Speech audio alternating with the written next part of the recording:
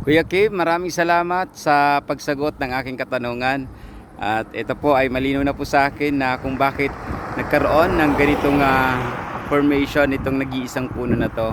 At tiningnan ko nga sa paligid ay talagang ito nga po ay meron ngang possible na nangyaring pagkapulupot dito sa pinakapuno na ito kung bakit nagkaroon ng ganitong formation. At maaring baging nga ang kanyang naging dahilan nung ito ay maliit pa lang patubo.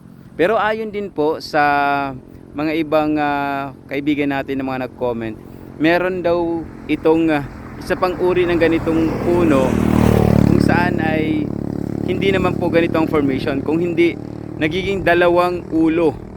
So isang ulo sa kaliwa, parang letter Y ang hugis, at dito rin sa lugar na to sabi, so sana ay mabisita natin to.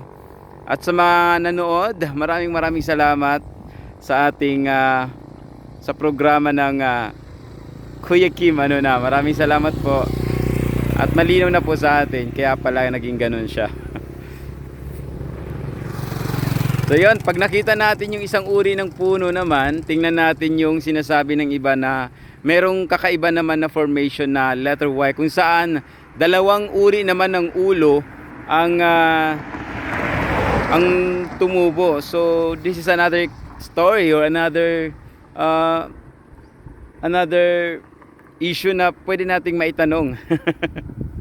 Na kung bakit nangyayaring gano'n, na bukod sa ganitong formation ay nagkakaroon ng sanga-sanga yung puno na hindi naman nagkakaroon talaga ng normal na sanga.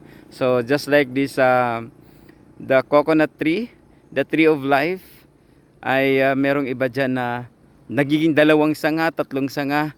So tingnan natin. Sa mga nakakaalam, wag na natin itanong kay Kuya Kim.